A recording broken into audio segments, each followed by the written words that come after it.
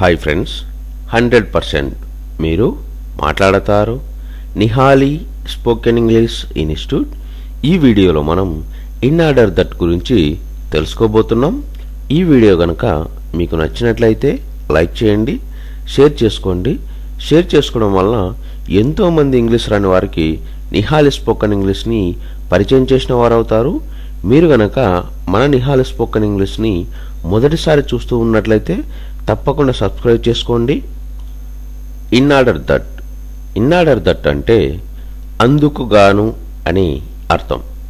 In order దట్ను ఏ సందర్భంలో ఉపయోగిస్తాము అంటే మనం మాట్లాడే మాటల సందర్భాలలో అందుకు గాను, అది జరిగేందుకు గాను అని చెప్పే సందర్భాలలో మనం ఇన్ ఆర్డర్ దట్ను ఉపయోగిస్తాము. He wore a coat in order that he might not catch cold. చలి రాకుండా ఉండుటకు అతడు కోటును ధరించాడు. Play games in order that your health may improve. నీ ఆరోగ్యాన్ని బాగుపరుచుకొనుటకు ఆటలు ఆడు.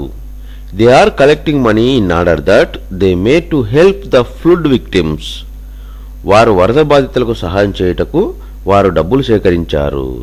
The notice was published in order that all might know the facts.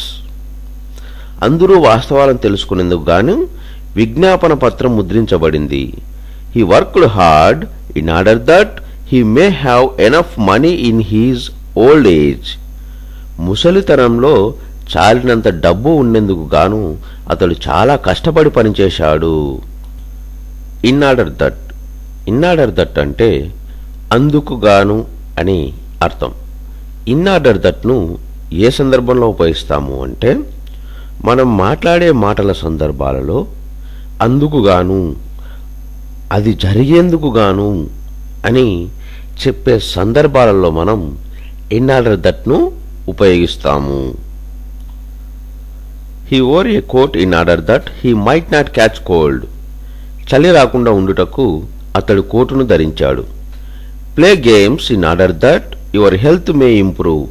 నీ ఆరోగ్యాన్ని బాగుపరుచుకొనుటకు ఆటలు ఆడు. They are collecting money in order that they may to help the flood victims.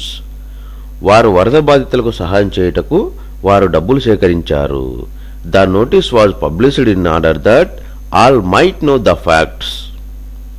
అందరూ వాస్తవాలను తెలుసుకునేందుకు గాను విజ్ఞాపన పత్రం ముద్రించబడింది.